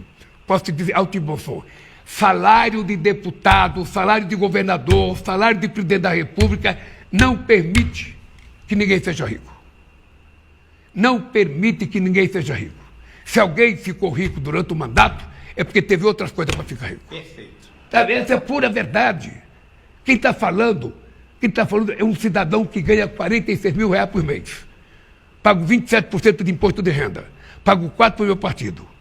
O resto é para me sustentar. Sabe? É isso. Perfeito. E todo mundo ganha isso. Então é o seguinte, Se isso não dá para viver, Não dá para comprar jatinho. então não dá para querer aceitar o cargo. Perfeito. Sabe? Se você quer ser presidente para ficar rico, não venha. Se você quer ser deputado, a não ser que você se propõe a roubar. Sabe? E aí é por isso que tem que ter investigação dura. Eu estou muito à vontade, porque se tem uma coisa que eu digo sempre é o seguinte, olha, o dia que eu perder o direito de olhar, conversar com você olhando no olho e dizer aquilo que eu penso, sabe, sem prejudicar os outros, eu não mereço estar na política. Não mereço estar na política. Eu tenho uma obsessão na política. Eu queria provar que um metalúrgico poderia ser presidente e poderia governar melhor do que a elite. E se você quiser pesquisar investimento em ciência e tecnologia, investimento na educação, no ensino fundamental, na escola de tempo integral, no Instituto Federal, nas universidades, sabe, na cultura, no projeto habitacional, qualquer coisa que você fizer, nós fizemos mais do que os outros. Tente saber qual é o ano que o Brasil fez investimento em obra de infraestrutura. Você saber. Foi no tempo do Geisel. Depois parou a obra de infraestrutura. Até, sabe? Eu digo sempre o seguinte, nós estamos fazendo a transposição do Rio São Francisco. O povo de São Paulo, Rio de Janeiro, não sabe o que é isso. É hoje a maior obra hídrica do mundo. Aliás, Eduardo, você que é um cara muito curioso, deveria fazer uma visita na transposição. Quero sim. Olha, são 1.700 quilômetros de canal, 15 mil quilômetros de adutora. Sabe? Atendendo Ceará, atendendo Paraíba, atendendo Rio Grande do Norte, atendendo Pernambuco. Mais o canal de Sertão em Alagoas, que é um canal de 140 quilômetros. Ou seja, nós estamos levando água para 25 milhões de pessoas que secularmente abandonavam a sua região para ir para São Paulo com a minha família para não morrer de fome. Então, é uma decisão política. Porque se depender dos políticos do sul do país, você não faz. Só que cuidar dos pobres nordestinos, deixa passar fome. Agora, quando a gente tem compromisso de sangue, compromisso de até cristão, de tratar as pessoas com respeito e saber que todo mundo tem direito. Eu com 7 anos, eu sei o que é carregar pote d'água na cabeça. Sabe? E as pessoas carregam por léguas. Então, quando a gente leva água, gente, o povo de São Paulo não é obrigado a conhecer, o povo do Rio de Janeiro, o povo do Paraná, o povo, sabe, é um lugar que tem outra situação, mas seria importante que você conhecesse, Eduardo. Seria importante que você conhecesse. E falando do povo trabalhador, Edu, a escala 6x1. Temos duas últimas perguntas, tá? Essa é a minha última. Estourado, então Essa é a minha última pergunta. Vai lá. A escala 6x1, que realmente é uma coisa que não... E é importante explicar para as pessoas por que estão querendo acabar com a escala 6x1, estão querendo trabalhar menos. A gente vive uma revolução tecnológica. A gente viveu uma revolução industrial lá atrás, depois uma revolução da automatização e agora a gente está vivendo uma revolução da capacidade da máquina, da inteligência artificial, etc. Todo esse ganho de produtividade virou um lucro absurdo das maiores empresas do mundo e não se refletiu em quase nada em melhoria na vida do trabalhador, dele poder ter mais tempo. Nada. Nos Estados Unidos até o dado é esse, nada. Em 40 anos, nada. Nem melhora de salário, nem em tempo. Por isso, hoje, vários países no mundo estão diminuindo as suas escalas de trabalho, que é uma maneira de você devolver todo esse avanço para as pessoas terem um mínimo de tempo com a família, etc. Isso melhora os índices de segurança, melhora a educação dos filhos, porque os pais ficam mais tempo com os filhos, melhora o nível de saúde das pessoas e você desafoga o sistema de saúde. A gente no Brasil já mostrou que a população inteira topa e quer. A gente vai conseguir? Vai. A gente vai conseguir. Inclusive, estou mandando um projeto de lei essa semana para o Congresso Nacional. A imprensa divulgou que o Hugo Mota está tocando a bola meio de lado, o presidente porque está ouvindo lobbies de empresários que não querem. O Hugo Mota tem uma PEC, sabe, que ele gostaria de colocar em votação, mas eu acho que o governo vai apresentar o seu projeto. Essa semana. Essa semana. Tá? Deixa eu contar uma coisa para você, Eduardo. Às vezes eu fico preocupado quando a gente fala que dá a impressão que a gente é contra os avanços tecnológicos, né?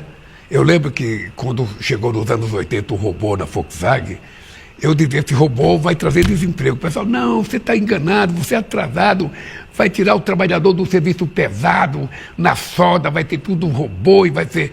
O que aconteceu? O que aconteceu é que a Volkswagen tinha 44 mil funcionários e produzia menos da metade do carro que produz hoje. 44 mil funcionários. E dava lucro.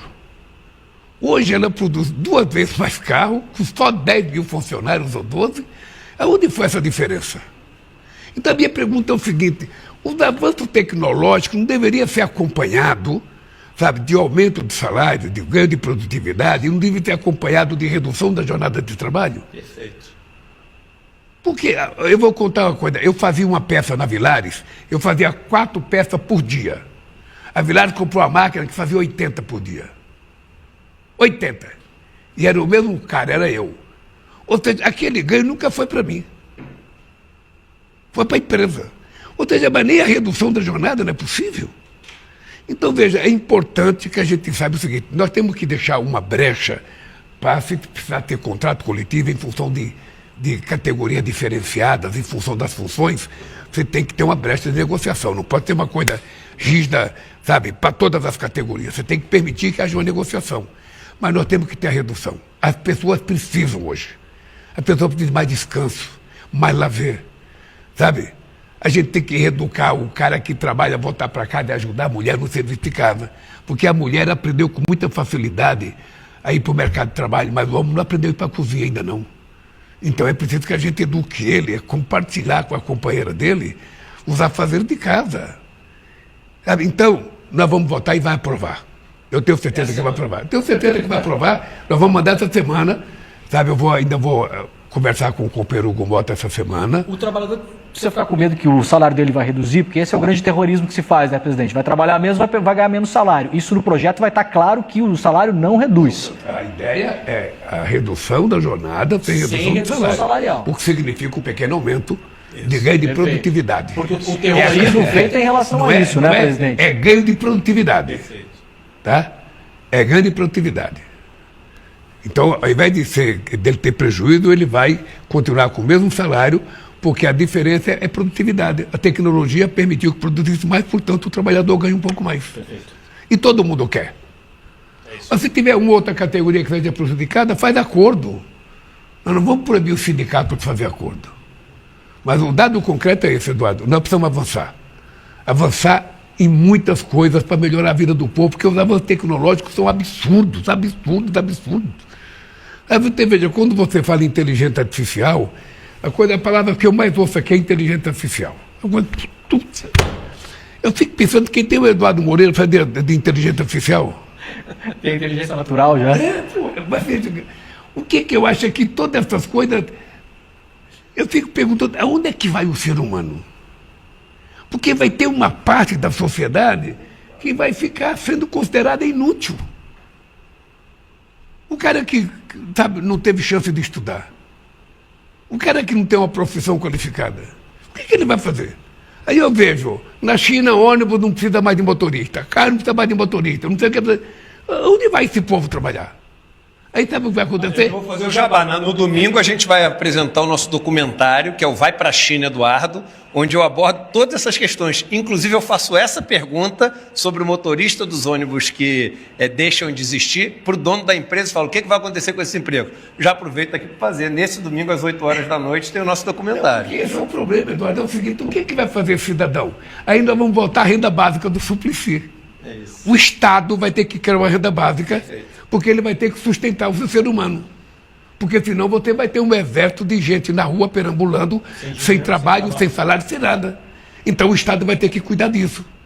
Você percebe? São discussões que a gente não quer fazer, sabe? Porque a gente não conhece, mas nós temos que fazer. Porque os avanços tecnológicos estão muito rápido demais, rápido. Ou seja, antigamente demorava 10 anos para acontecer uma coisa, acontece num dia, hoje, numa hora. Sim. Então, aí entra a questão da comunicação. A gente passava o dia inteiro esperando ligar a televisão 8 horas da noite para ver uma notícia, né? Depois a gente começou a compartilhar o rádio. Agora a gente nem falou, já sai. Porque mais rápido do que a internet é o vazamento. É o vazamento aqui. Eu digo sempre que na reunião do presidente tem um anão embaixo da mesa. Porque eu sempre... Olha, presidente, que essas salas aqui já foram grampeadas em outros tempos. Eu sempre olho por debaixo da mesa. Mas, Eduardo, uma coisa séria que eu quero dizer para vocês. Primeiro, eu quero dar os parabéns pelo trabalho de vocês. Você sabe que eu sou um admirador, sabe, do trabalho sério, sobretudo no meio de comunicação. Sabe, eu, sinceramente, essa semana passada fiquei indignado com aquele PowerPoint que a Globo News fez. Fiquei indignado. Ou seja, aquilo é o antijornalismo. E aconteceu o que previa, joga a culpa num coitado. Pega qual é o mais coitado. Qual é o mais coitado? Ele que fez. Sabe, eu tive uma conversa muito séria para perguntar para o cara que conexão do Lula com o Banco Master. Se colocar a minha cara com conexão... Mais perto. Mais perto de todos. Eu sou o presidente da República. Lembrando que o Master doou dinheiro para a campanha do Bolsonaro. Um cidadão pediu conversa comigo, atendo muita gente aqui. E eu disse para ele textualmente o seguinte: olha, você está sendo acusado, você está dizendo que é inocente. Eu só posso te garantir o seguinte: a apuração será 100% técnica. Não haverá política nesse meio. Sabe? E é assim que está acontecendo. Sabe? Aí coloca uma bandeira do PT. Sabe o que eu lembrei?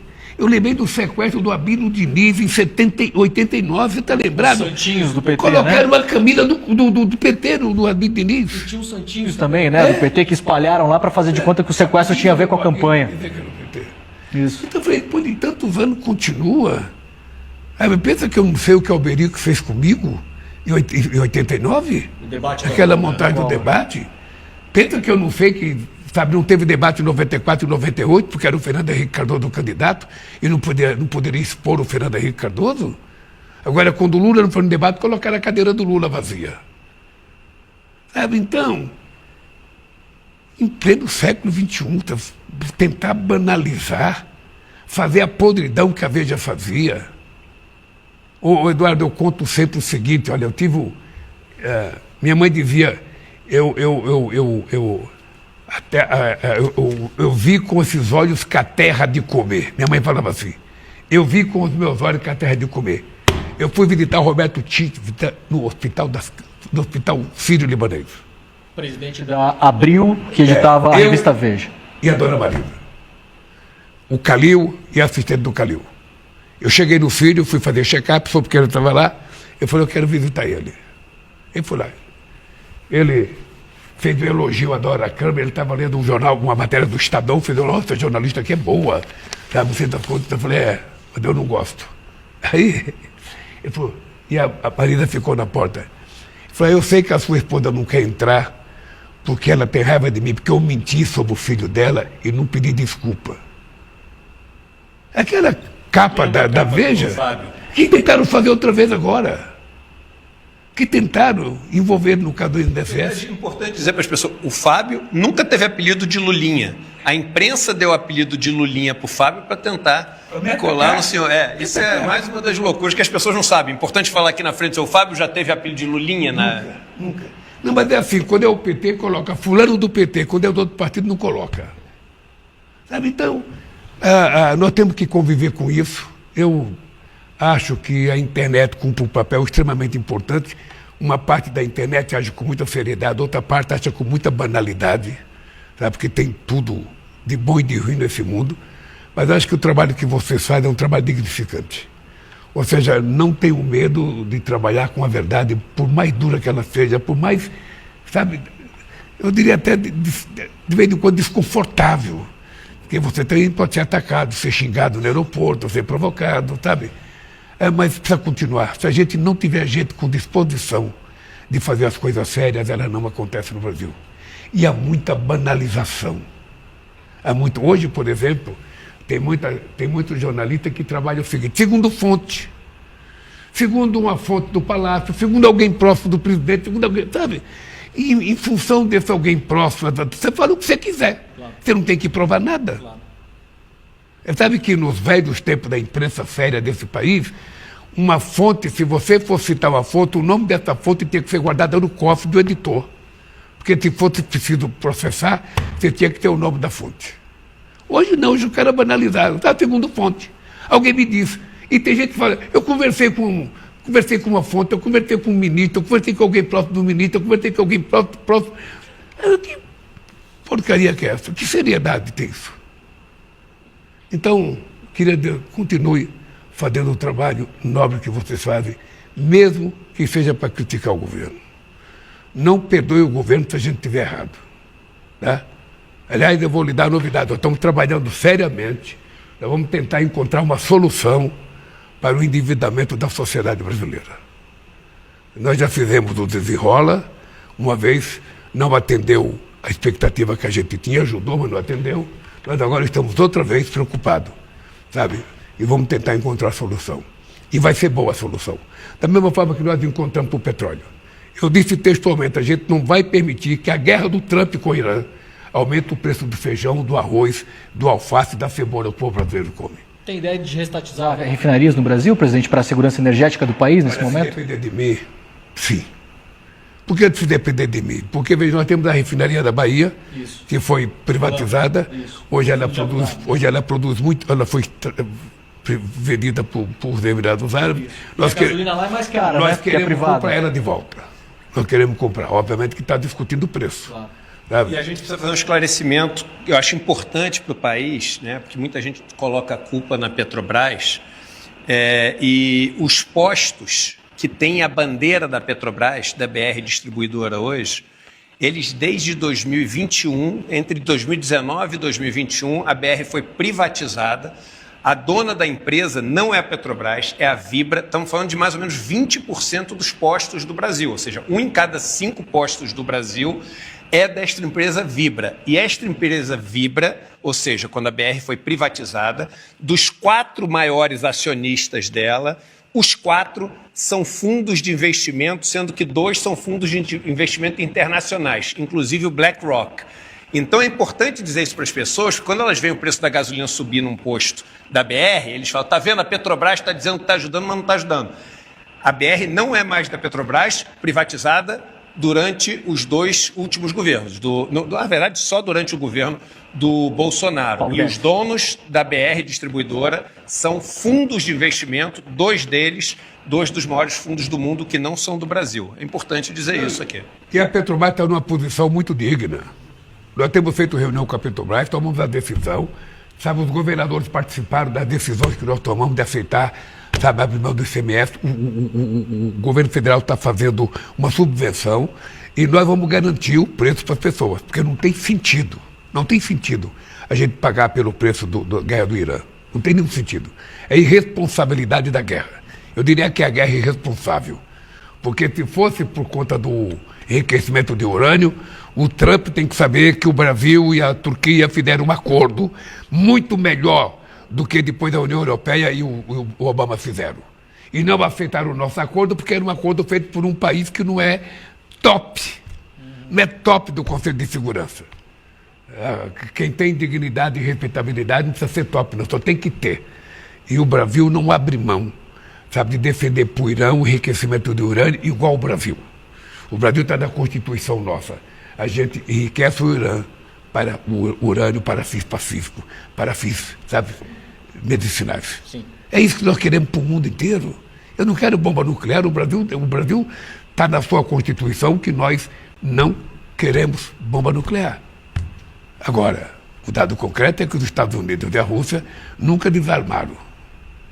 Propuseram o desarmamento, mas nunca desarmaram. Depois a China fez, a Índia fez, o Paquistão fez, Israel fez. Sabe? E nós estamos aqui com pétalas de rosa, sabe, enfrentando as agrúrias da guerra do Irã. Mas de qualquer forma, eu queria dizer para vocês o seguinte, olha, o Brasil, outra vez, a gente colocou o Brasil nos eixos. Tá? Outra vez. Uma coisa que nós precisamos fazer, Eduardo, é o seguinte, a gente vai ter que apresentar um projeto para esse país. A gente não pode ficar refém da Faria Lima.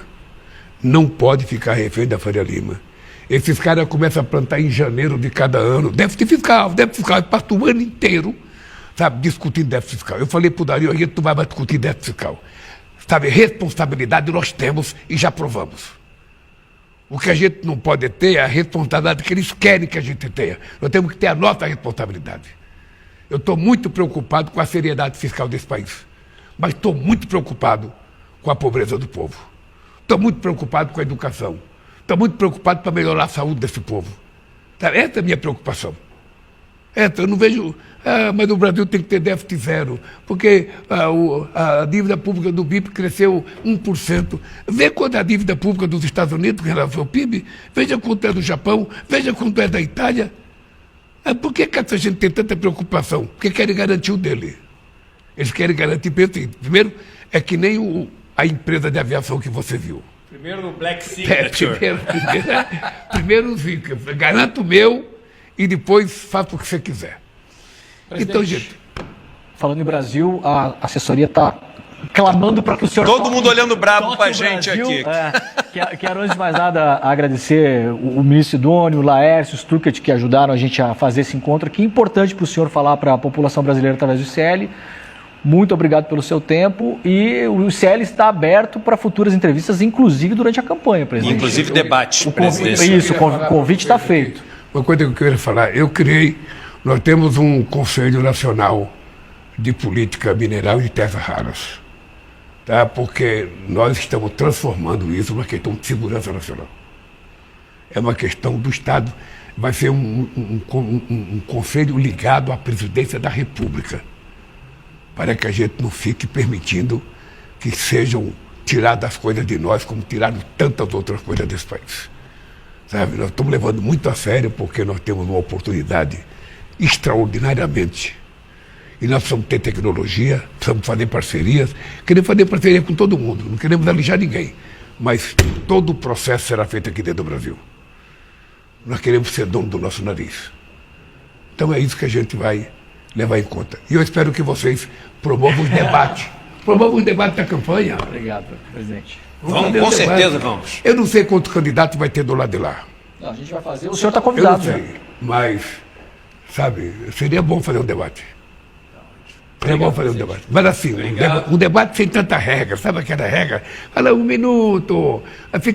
Quando tem 5 deputados, imagina, você tem 1 minuto para fazer uma pergunta. Depois você passa 5 minutos ouvindo os outros falar. Eu vou fazer uma coisa mais solta. E quem sabe não precisa ser todo mundo junto, quem sabe faz uma mistureba, sabe, 2 a 2, 1 a 1, tete a tete. Só tem que ter juízo para não deixar ter briga.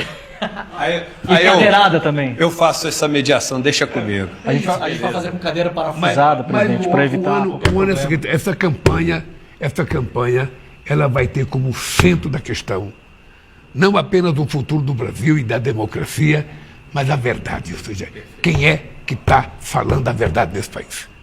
Quem é que fala o que com o que? Porque blasfemar, sabe, no subterrâneo das redes digitais é muito fácil. Eu quero ver navegar de cara erguida na frente do povo brasileiro. É esse o desafio que está colocado para quem quiser ser candidato ano que vem. Esse ano. Presidente, obrigado. Abraço. Agora vamos no soquinho. Fechou. Claro. Obrigado, Edu. Valeu. Gente, estamos voltando para o estúdio de São Paulo, então, aqui de Brasília. Amanhã a gente está de volta no N1, mas fiquem por aí que a gente vai repercutir ainda mais um pouquinho no final do programa a entrevista com o presidente Lula. Vai daí.